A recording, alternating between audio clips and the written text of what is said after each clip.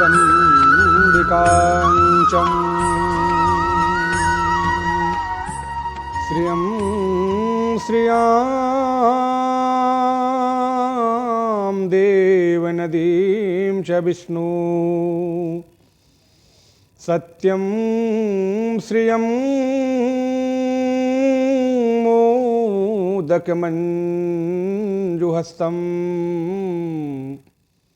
गोपालबालं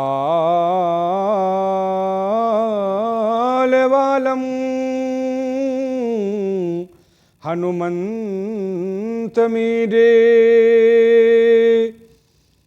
भगवती गंगा का पावन सानिध्य है। आज अमावस्या के पावन पर्व पर अकारण करुणा करने वाली महारानी माता गंगा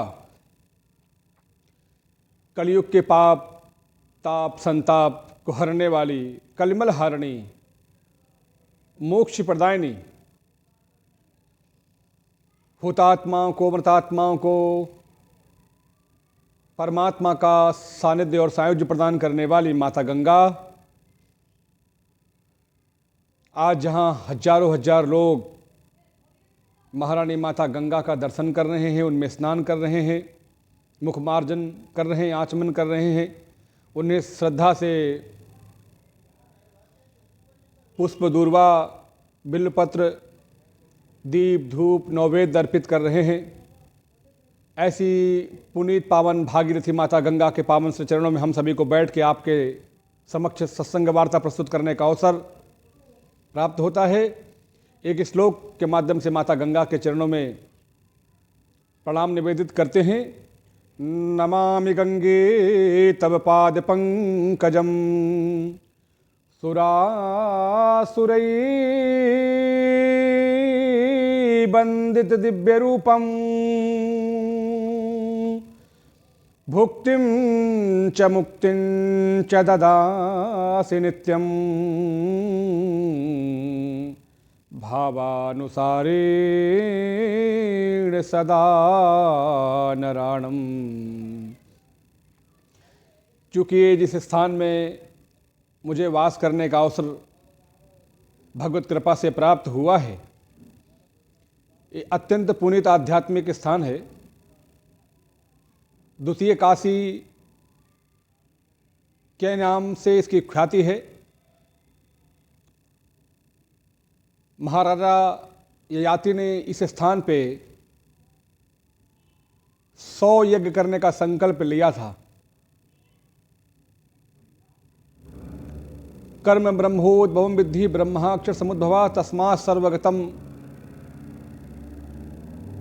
यज्ञम। यज्ञ करने से संसार में सुख समृद्धि आनंद हिलाद कीर्ति यश विभूति प्राप्त होती है। सहयज्ञा प्रजाष्ठा पूर्ववाचा प्रजापति अनेन प्रस्विद्वाम एकम वो शिवष्ट कामधुक। हालांकि यज्ञ बहुत प्रकार के हैं। एवं बहुविधा यज्ञ वितता ब्राह्मणों मुखे कर्मजा निधि तान सर्वा नैवम ज्ञात्वा विमोक्ष से। वेदों ने हजारों प्रकार की यज्ञों का निरूपण किया है। उनमें से द्रव्य यज्ञ, ज्ञान यज्ञ, स्वाध्याय यज्ञ, अतिथि सेवा यज्ञ, बलि वैष्णदेव यज्ञ, अतिथि यज्ञ, देव यज्ञ, पितृ यज्ञ, वाजपेयी यज्ञ, दान यज्ञ, जप यज्ञ, तप यज्ञ, होम यज्ञ, हजारों हजार प्रकार के विधान हैं वेदों में यज्ञों के। एवं बहुविधा यज्ञ वितता ब्राह्मणों मुखे कर्मजा निधि तान सर्वा नैवम ज्ञात्वा विमोक्ष से। कर्म ब्रह्मोद्भवं विद्धि ब्रह्माक्षर समुद्भवा तस्मात् सर्वगतम कर्मो यज्ञम नैवोपजुहोति।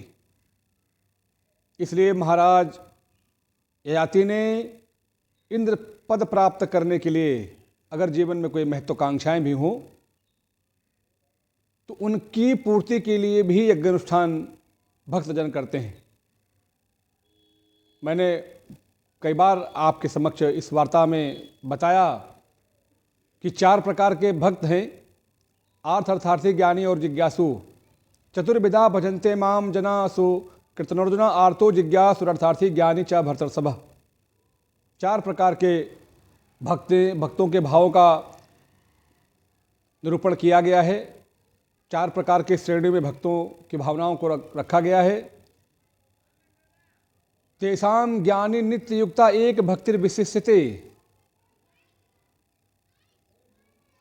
4 प्रकार के भक्तों में से भगवान को जो ज्ञानी भक्त हैं वो अत्यंत प्रिय हैं, क्योंकि ज्ञानी के मन में किसी प्रकार की अभिलाषा, आशा, महत्वाकांक्षा, कोई डिमांड, कोई मांग, कोई शर्त, कोई संकल्प नहीं रहता। इसलिए भगवान को बहुत प्रिय है।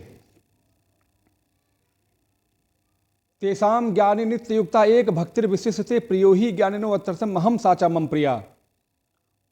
और वो तो यहाँ तक कहते हैं कि वो मेरा साक्षात स्वरूप ही है।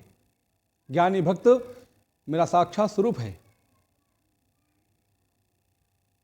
उदारा सर्व एवैति ज्ञानी त्वात्मेव मे मृतम। सभी उदार हैं, श्रेष्ठ हैं, महान हैं, सभी मुझे प्रिय हैं। उदारा सर्व एवैति ज्ञानी त्वात्मेव मे मृतम अस्यता साही युक्तात्मा मामेवानुत्तमाम गतिम। वो साक्षात मेरे स्वरूप को प्राप्त कर लेता है ज्ञानी। परंतु कांक्षन्ति कर्मणा सिद्धि इजंत ही देवता क्षिप्रम ही मनुष्य लोके सिद्धिर्भवति कर्मजा। अगर मन में कांक्षाएं हैं, मन में संकल्प है, मन में कुछ संसार में, भौतिक युग में, भौतिक संसार में भौतिकी सुख साधन से संपन्न होना चाहते हैं, तो काम्य कर्म भी हैं जिनके माध्यम से आप जीवन में, अरे मैंने तो यहाँ तक सुना कि करदम ऋषि ने अपनी पत्नी की प्रसन्नता के लिए 9 खंड का विमान बना दिया। आज दुनिया भर के वैज्ञानिक, चाहे अमेरिकन वैज्ञानिक हो, वो भारतीय वैज्ञानिक हों, वो चाइनीज रशियन वैज्ञानिक हों, ब्रिटानिया के वैज्ञानिक हों, ऑस्ट्रेलिया के, अफ्रीका के, दुनिया भर में जो समृद्ध संपन्न देश हैं आर्थिक और वैज्ञानिक दृष्टिकोण से, वहाँ तक के जो सोच संस्थान हैं, वहाँ तक उनकी परिकल्पना अभी तक नहीं पहुँची है। 9 खंड का विमान। अपनी पत्नी को पूछा करदम ऋषि ने, कपिल देव जी के पूज्य पिताजी ने, कि क्या सांसारिक सुख प्राप्त करना चाहती हैं, सांसारिक सुख भोगना चाहती हैं? तो उन्होंने कुछ कहा नहीं, केवल अपने दाहिने पैर के अंगूठे से धरती को खुरच दिया।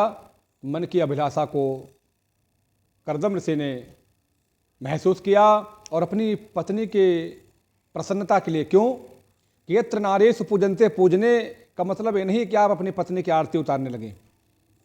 इस समय वैलेंटाइन डे का रोज़ हम पेपर में देखते हैं, दैनिक समाचार पत्रों में।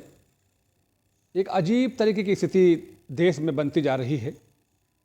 जो भारतीय मूल्य मान्य परंपराएं थी, जो उसकी संस्कृति को मानने वाले लोग, जो अत्यंत समाज में विशिष्ट थे, आदरणीय थे, माननीय थे, पूजनीय थे, जिनके आचरण को देख के संसार के लोग, माने उनके गांव के, माने उनके गली के, माने उनके घर के, माने उनके पड़ोस के, माने उनके ब्लॉक के, माने उनके तहसील के, जिले के, प्रदेश के लोग उनको देख के आचरण करना चाहते थे। मैंने कल देखा कि एक अति विशिष्ट व्यक्ति फूल लेके अपने पत्नी के घुटने में बैठा हुआ है और वो प्रपोज कर रहा है उनको। मैंने उनको प्रसन्न करने का प्रयास कर रहा है, ऐसा माने हिंदी में इसको। ये एक साप्ताहिक पूरा दिवस के रूप में मनाते हैं, जैसे बहुत कोई कल्चरल प्रोग्राम्स हो, बहुत सांस्कृतिक कोई कार्यक्रम चल रहे हों। ऐसा देश में इस समय वातावरण बनता चला जा रहा है, क्योंकि आंखें तो हम बंद नहीं कर लेंगे, ना आप बंद कर लेंगे। दैनिक समाचार पत्र में होगा तो आपको दृष्टि से पड़ी जाएगी। ये हमारी परंपरा नहीं रही है। हमारे यहाँ स्त्री का आदर किया गया है, उसको, उसके प्रति सम्मान प्रकट किया गया है, उसके प्रति प्रेम, करुणा, मैत्री प्रकट किया गया, क्योंकि वो नारी नर की खान है। माता वो बड़े बड़े सिद्धों को, चरणों को, गंधर्वों को, यक्षों को, प्रेतों को, लोकपालों को, दिक्पालों को, महिपालों को, नागों को, खगों को, किन्नरों को, गंधर्वों को, सिद्धों को प्रकट करती है। माँ, एक शब्द में कहें तो ब्रह्मांड का सबसे श्रेष्ठ और पवित्र अगर कोई शब्द है तो माँ है।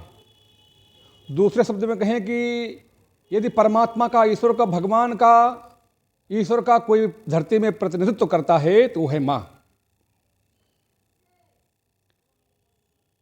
और मैं तो यहाँ तक कहूँगा कि साक्षात वो ईश्वर ही है, क्योंकि पिता मत्स्य जगतो माता धाता पिता महावेदम पवित्र ओमकारम ऋक्सामा यजुरेव च। माँ का साक्षात स्वरूप वो ईश्वर का ही स्वरूप माना गया है। भगवत गीता के 10वें अध्याय में भगवान श्री कृष्ण कहते हैं कि मृत्यु सर्वहरस्याहम उद्भवश्च भविष्यताम। मैं मृत्यु हूँ, मैं पूरे ब्रह्मांड को अपने में समाहित कर लेता हूँ या कर लेती हूँ, क्योंकि वो किसी लिंग से बंधा नहीं है, स्त्रीलिंग, पुरुलिंग, किन्नरलिंग से, इनसे परे है वो। मृत्यु सर्वहर्ष चाह, मैं पूरे ब्रह्मांड को अपने में समेट लेता है, लेती हूँ, और फिर मैं सृजन करती हूँ, मैं उद्भव करती हूँ, पालन करती हूँ। फिर नई सृष्टि का प्रस्फुटन होता है, नई कोपल, नया पुष्प, नई गंध, सुगंध, मकरंद, नई उत्साह, ऊर्जा और नूतन आनंद, आह्लाद, प्रसन्नता, प्रफुल्लता फिर संसार में, सृष्टि में भरती है। तो मृत्यु सर्वहर्ष चाह मद्भवश्य भविष्यताम, कीर्ति श्री वाक् नारीणाम, स्मृति मेधा धृति क्षमा। मैं कीर्ति हूँ, मैं धृति हूँ, मैं क्षमा हूँ, मैं नारी हूँ, मैं प्रज्ञा हूँ, मैं विद्या हूँ। कीर्ति श्री वाक् नारीणाम, स्मृति मेधा धृति क्षमा। तो साक्षात परमात्मा का ही स्वरूप है। परंतु ये जो संसार में वेस्टर्न कल्चर को अपनाने का जो तरीका अपनाया जाता है, ठीक नहीं है। हमारे यहाँ सदैव माँ की बहुत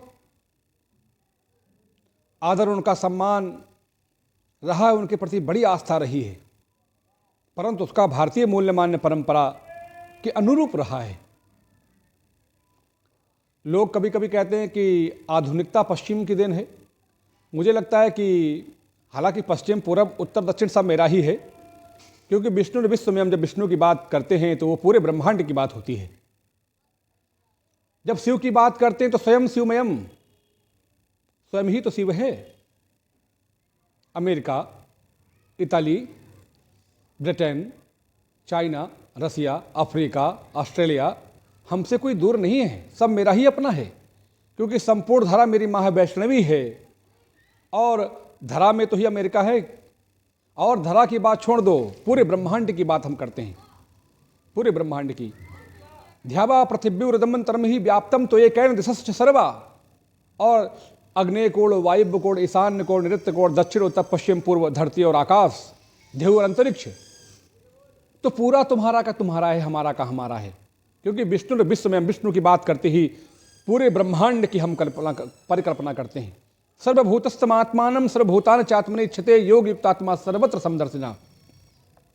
विष्णु कोई छोटी मोटी हस्ती नहीं है। पूरे ब्रह्मांड को जो अपने एक रूप में स्थापित करता हो, जिसका उद्भव संचलन करता हो, प्रतिपालन करता हो, वो है विष्णु। अभिभक्तम च भूतेषु विभक्त में बचा स्थितिमा भूत भरतो च तज्ञेयम ग्रासिष्णु प्रभु विष्णु। प्रभु विष्णु, विष्णुर्विश्वमयम, एकोहम बहुश्यामी एकोहम द्वितीय नास्ति।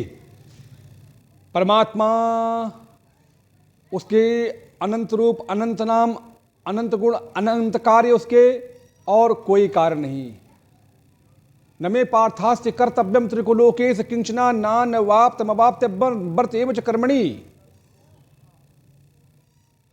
भगवान श्री कृष्ण कहते हैं कि संसार में मेरे लिए कोई कर्म ऐसा नहीं है जो अछूता हो,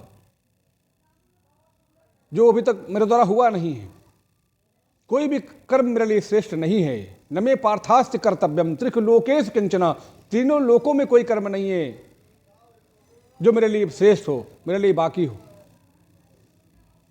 मेरी इच्छा मात्र से माया इतनी प्रबल है कि वो सब कार्य संपादित होते हैं, फिर भी मैं उन कर्मों को सांसारिक नजरिए से, दृष्टिकोण से करता हूं। क्यों? कि यदि अहम न वर्तेयम जातु कर्मण तनृता मम मतर्मान वर्तन्ते मनुष्या पार्थ सर्वसा। अगर मैं नहीं करूंगा तो करेगा कौन? संसार के प्राणी मात्र का मार्गदर्शन, दिग्दर्शन, पद प्रदर्शन मुझे करना है। तो यदि अहम न वर्तेयम, अगर हम नहीं करेंगे तो कौन करेगा? इन प्राणियों का कौन करेगा संरक्षण, कौन करेगा संवर्धन, कौन बनाएगा इनका मार्ग, किनके चलेंगे पगचिन्हों पे, कौन करेगा इनका मार्गदर्शन, दिग्दर्शन? तो मैं आगे आगे चलता हूं। यदि अहम न वर्तेयम जातु कर्मण तंद्रता मम मतर्मान वर्तन्ते मनुष्या पार्थ सर्वसा। उसी देवुरिमे लोके ना कुरिया कर्म चेत हम संकृष्ट चाकर्ता श्यामुपहन्यामि मां प्रजा। अगर ऐसा मैं ना करूं तो प्रजा का हित नहीं होने वाला है। जनक एक ऐसा पात्र है हमारे आध्यात्मिक जीवन में, जिनसे बहुत कुछ सीखने की हमें आवश्यकता है। जनक, विदेह, जिनको विदेह कहा गया है। इस सनातन सृष्टि में अगर कोई एक राजा का नाम विदेह है तो है जनक। सब सदेह हैं, देह के साथ है, परंतु एक ऐसा महाराज, ऐसा राजा, ऐसा व्यक्ति, ऐसा प्राणी, ऐसा जीव जिसको विदेह कहा गया है, उसका नाम जनक। और कृष्ण ऐसे श्रेष्ठ परमात्मा, उनका उदाहरण अपने जीवन में लेते हैं। कर्मणेव ही सा सिद्धि मस्तिता जनकादया लोक संग्रह में वापि संपस्य कर तुम्हारसी। जनक ने सृष्टि पालन के लिए, अपनी प्रजा के पालन के लिए, अपने प्रजा के हितचिंतन को साधने के लिए हल चलाया, खेती की, एक श्रेष्ठ और विशिष्ट किसान की भूमिका में रहे, एक पिता की भूमिका में रहे, एक राजा की भूमिका में रहे, एक श्रेष्ठ नागरिक की भूमिका में रहे, एक पति के श्रेष्ठ भूमिका में रहे, एक अभिभावक की भूमिका में रहे, और अपनी पुत्री के विवाह में कारुणिक क्रंदन किसने नहीं सुना, किसने नहीं महसूस किया, किसने नहीं देखा। जनक, कर्मणेव ही सा सिद्धि मस्तिता जनकादया लोक संग्रह में वापि संपस्य कर तुम्हारसी। क्यों ऐसा हुआ? क्योंकि इददा चरितम श्रेष्ठस्व तद्देवे तरुजनः। मैं उसमें पूर्व में आ गया। जो भारतीय लोग आज पश्चिम को देख के प्रभावित हो रहे हैं, propose day, Valentine day, rose day, chocolate day, अरे भाई तुमसे बड़ा आधुनिक कोई रहा नहीं है। तुम किसी के नकल मत करो, तुम स्वाभाविक जीवन जियो। जो तुम हो वही श्रेष्ठ हो, वही विशिष्ट हो, मान्य हो, आदरणीय हो, पूजनीय हो, वंदनीय हो। पूरी दुनिया का मार्गदर्शन आपको करना है। आप उनके बनाए गए पग चिन्हों में चलने का प्रयास ना करें। आपके द्वारा बनाए गए पग चिन्हों में पश्चिम चलना चाहता है और आप उनकी नकल करना चाहते हैं। आप आदि अनाद अनंत के अनुयायी हैं, उनके चाहने वाले हैं, उनके मानने वाले, उनके अमात्य हैं, सेवक हैं, किंकर हैं, चाकर हैं, उनके अनन्य प्रेमी हैं। आप पश्चिम के लोगों का अनुसरण मत करिए, अवगाहन मत करिए, अनुगमन मत करिए। तो क्योंकि इददा चरितम श्रेष्ठस्तु तद्देवे तरोजना सैत प्रमाणम कुरुते लोकस्तु दिनवर्तते। श्रेष्ठ लोग, विशिष्ट लोग, आदरणीय जन, माननीय जन, पूजनीय जन, स्मरणीय जन, आदर्श पुरुष, इनको लोग वाच करते हैं, इनको लोग दूर से देखते हैं और उनके द्वारा किए गए आचरण को अपने जीवन में उतारते हैं। इसलिए मैं यज्ञ के विषय में, उस स्थान की महिमा के विषय में बोल रहा था। तमाम सारी बातें बीच में आ गईं। ये पुनीत पावन आध्यात्मिक परिक्षेत्र द्वितीय काशी के नाम से इसकी ख्याति है और महादेव का सानिध्य है। आज मैं वो महादेव के सम्मान में बोला गया श्लोक जानबूझ के बाद में आपके समक्ष प्रस्तुत करूंगा। वंदे देव उमापतिम सुरगुरुम। भगवती उमा के आराध्य, उनके इष्ट, उनके पति परमेश्वर। वंदे देव उमापतिम सुरगुरुम। सुर माने देवता और सुरों के भी गुरु। वंदे बोधमयम नित्यम गुरुम शंकर रूपिणम। भगवान महादेव गुरुओं के भी गुरु हैं, देवताओं के भी देवता हैं, देवों के भी देव हैं। वंदे बोधमयम नित्यम गुरुम शंकर रूपिणम मया श्रियोपि वक्रोपि चंद्र सर्वत्र वंदते। टेढ़ा मेढ़ा चंद्रमा भी आदरणीय हो गया, संसार में महिमा मंडित हो गया, लोग उसकी आराधना करने लगे। ये आपकी कृपा है, आपकी सानिध्यता की कृपा है, आपकी दया इतनी है उसके ऊपर कि पूरे संसार के जनों के लिए वो वंदित हो गया, आदरणीय हो गया, पूजित हो गया। तो वंदे देव उमापतिम सुरगुरुम वंदे जगत कारणम। पूरे ब्रह्मांड के, जगत के कारण हैं आप। कार्य करण कर्तुते हेतु प्रकृति रुचते। पुरुषा सुख दुखा नाम हेतु प्रकृति रुचते। बिना कारण के कोई कार्य नहीं होता है। महादेव पूरे सृष्टि के, पूरे ब्रह्मांड के कारक हैं। वंदे देव उमापतिम सुरगुरुम वंदे जगत कारणम वंदे पन्नग भूषणम मृगधरम वंदे पशूनाम पतिम।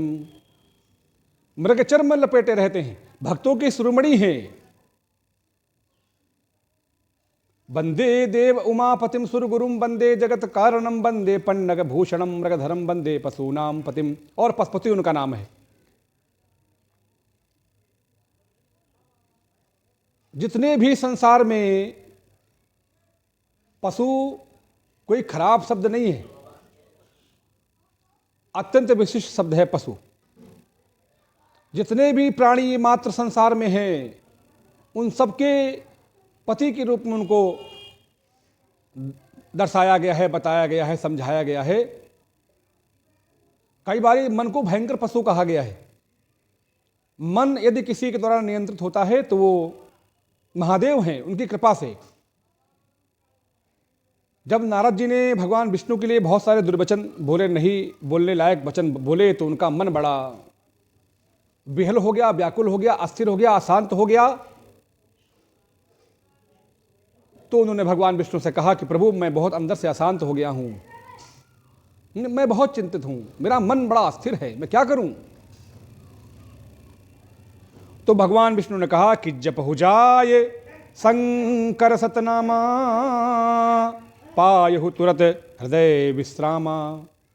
अगर शंकर के सतनाम को जप करोगे, ओम नमः शिवाय, जप हो जाए शंकर सतनामा, पायहु तुरत हृदय विश्रामा।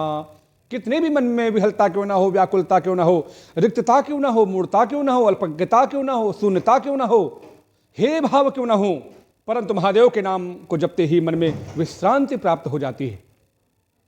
जप हो जाए शंकर सतनामा, सतनाम को जपो जाके नारद, पायहु तुरत हृदय विश्रामा। तो पशु नाम पतिम, श्लोक कहता है कि पशुओं के पति हैं वो। मन को जो पशुवत मन, उसको भी अगर नियंत्रित करना है तो महादेव की कृपा आवश्यक है। तो वंदे सूर्य शशांक वंदे नयनम, सूर्य और चंद्रमा जिनके दो भयंकर नेत्र हैं, सूर्य शशांक वंदे नयनम वंदे मुकुंद प्रियम, वंदे भक्त जनाश्रयम च वरदम, वंदे शिवम शंकरम, वंदे शिवम शंकरम, वंदे शिवम शंकरम। ऐसे महादेव के सानिध्य में मुझे बैठने का अवसर मिलता है। ये श्लोक हमेशा हम सत्संग वार्ता के पूर्व में ही प्रस्तुत किया करते थे, परंतु आज भगवती गंगा चूंकि अमावस्या का दिन है, मैं गुप्ता जी कहूँगा कि एक बार ज़्यादा माता गंगा के दर्शन आप सभी को करा दें। आज अमावस्या है और हजारों लोग यहाँ पे दर्शन करने के लिए, स्नान करने के लिए, मुखमार्जन करने के लिए, गंगे तब दर्शनार्थ मुक्ति। अगर स्नान नहीं भी कर पाते हैं, वेदों में स्नान की जो महिमा है सो है ही, परंतु जो दर्शन की महिमा है, जो आचमन की महिमा है, जो मुख मार्जन की महिमा है, जो गंगा का स्तवन बंदन पूजन आराधन चिंतन करने की जो महिमा है, गंगा के चरणों में जो पुष्पांजलि और भवांजलि और जलांजलि अर्पित करने की जो महिमा है, वो अत्यंत विशिष्ट है, श्रेष्ठ है। इसलिए मेरे भाइयों और बहनों, आज माता गंगा के श्री चरणों में बैठ के प्रातःकालीन सत्संग सत्र आपके समक्ष प्रस्तुत करने का परम सौभाग्य मुझे महादेव की कृपा से प्राप्त हुआ है। तो मैं आज की सत्संग वार्ता आपके सभी के जीवन में खूब आनंद हो, आह्लाद हो, प्रसन्नता हो, प्रफुल्लता हो, समृद्धि हो, संयम सदाचार हो, परिवार में परम शांति हो, सुख मत्यांतकम तद बुद्धि ग्राह मतेंद्रियम्मा, बुद्धि ऐसी बने कि सुख का उत्सर्जन कर सके। क्योंकि बुद्धि अगर विशिष्ट नहीं है तो सुख कैसे प्राप्त हो सकता है, सुख कैसे जीवन में प्राप्त हो। अगले सत्संग सत्र में आपके समक्ष हम प्रस्तुत करने का प्रयास करेंगे। आज की सत्संग वार्ता यहीं पे समाप्त होती है। ओ